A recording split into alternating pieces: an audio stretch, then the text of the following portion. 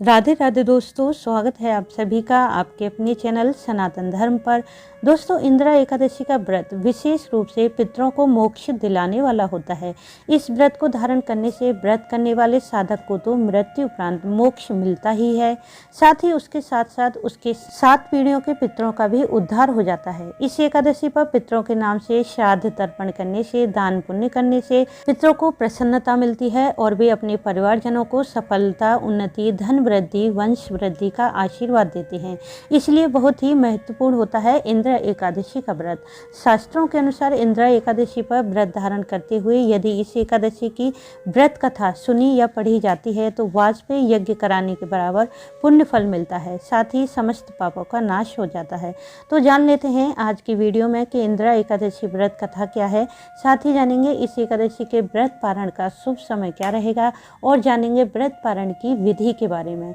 साथ ही जानेंगे कि इंदिरा एकादशी का व्रत किस दिन रखना श्रेष्ठ रहेगा। तो ये सभी बातें जानने के लिए वीडियो को अंत तक जरूर देखें। यदि वीडियो अच्छी लगे तो इसे लाइक करना ना भूलें, साथ ही वीडियो को शेयर भी कर दें। यदि आप चैनल पर पहली बार आए हैं तो चैनल को सब्सक्राइब करना ना भूलें, बेल बटन को भी प्रेस कर दें जिससे नई वीडियो का नोटिफिकेशन सबसे पहले आपको मिल जाए। दोस्तों, इंदिरा एकादशी का व्रत 10 अक्टूबर दिन मंगलवार को रखना श्रेष्ठ रहेगा। वैसे तो साल की सभी एकादशी साधक को भौतिक सुख और मोक्ष प्रदान करती हैं, परंतु इंदिरा एकादशी का व्रत साधक के साथ साथ उसके पूर्वजों पितरों का भी उद्धार करता है।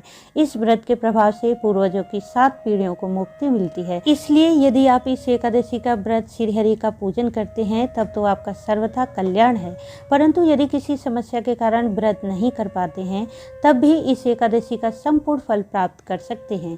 यदि आप इंदिरा एकादशी व्रत के नियमों का पालन करते हुए श्रीहरि का विधिवत पूजन करते हैं, श्रीमद् भगवत गीता के 7वें अध्याय का पाठ कर लेते हैं, साथ ही इंदिरा एकादशी व्रत कथा भी अवश्य पढ़ें या सुनें, किसी गरीब भूखे लोगों को भोजन कराएं, जरूरत की वस्तुएं दान करें। एकादशी पर भूलकर भी किसी की निंदा ना करें, झूठ ना बोलें, क्रोध ना करें, ब्रह्मचर्य का पूर्ण रूप से पालन करें।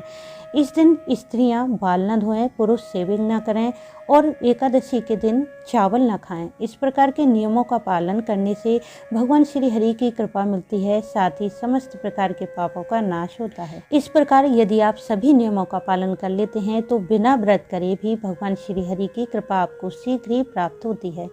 और दोस्तों, अब जान लेते हैं इंदिरा एकादशी व्रत कथा क्या है। पौराणिक मान्यता के अनुसार युधिष्ठिर ने भगवान श्री कृष्ण से पूछा कि हे मधुसूदन, कृपया करके मुझे बताइए कि आश्विन मास कृष्ण पक्ष की एकादशी का नाम क्या है, इसका महात्म्य क्या है और इसे करने की विधि क्या है। तब भगवान श्री कृष्ण बोले कि हे राजन, आश्विन मास कृष्ण पक्ष की एकादशी का नाम इंदिरा एकादशी है।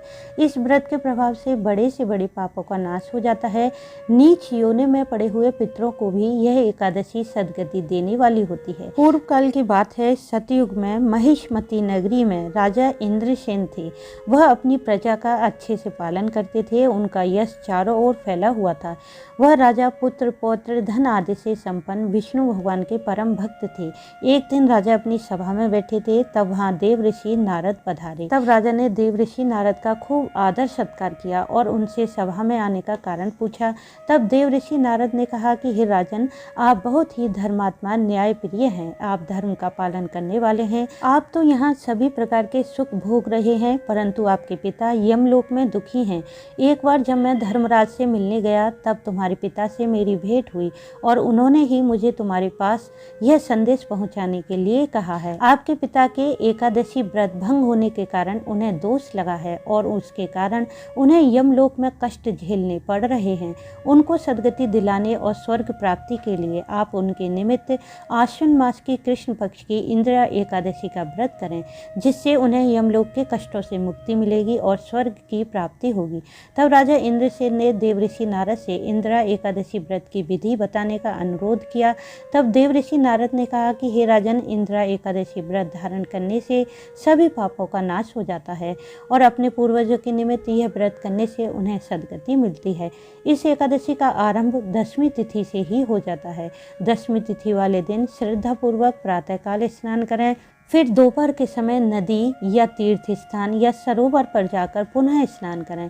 प्रेम और श्रद्धा पूर्वक पूर्वजों का श्राद्ध करें और स्वयं दिन में एक बार भोजन करें। इसके पश्चात एकादशी के दिन भी प्रातःकाल उठकर स्नान आदि करें। श्रद्धा भक्ति के साथ निराहार रहकर एकादशी व्रत करने का संकल्प करें। फिर भगवान शालिग्राम की प्रतिमा का अभिषेक करके धूप दीप फल पुष्प नैवेद्य द्वारा उनका पूजन करें। श्री हरि का ध्यान करते हुए भगवान शालिग्राम के सामने पितरों का श्राद्ध करें। ब्राह्मण को भोजन में फलाहार कराएं। दान दक्षिणा देकर उन्हें संतुष्ट करें।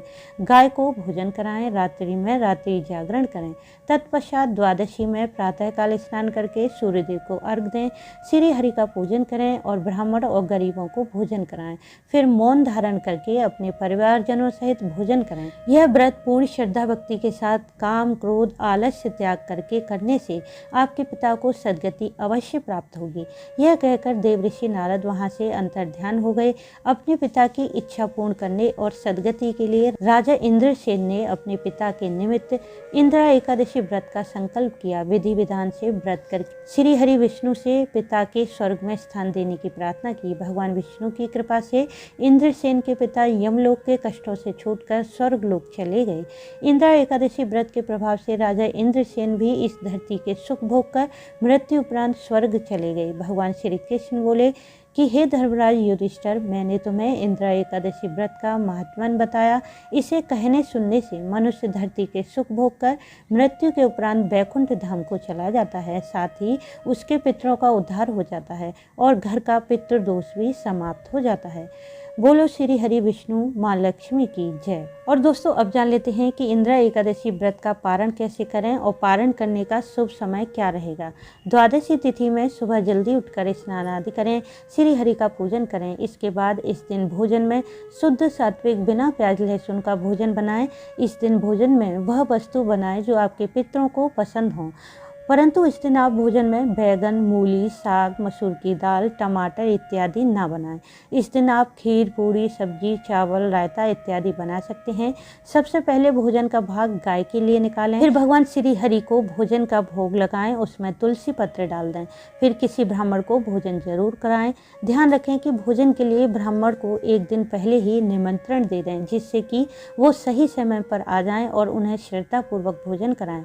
सामर्थ्य के अनुसार दान दक्षिणा दें। उनके चरण स्पर्श करके उन्हें विदा करें। आपकी पूरी कोशिश होनी चाहिए कि ब्राह्मण को भोजन जरूर करवाना है, तभी आपको एकादशी व्रत का संपूर्ण फल मिलेगा। परंतु पूरी कोशिश के बाद भी यदि ब्राह्मण आपको नहीं मिल पाते हैं, तब आप ब्राह्मण के निमित्त भोजन की कच्ची सामग्री आटा दाल चावल घी सब्जी निकालकर किसी मंदिर में दे दें।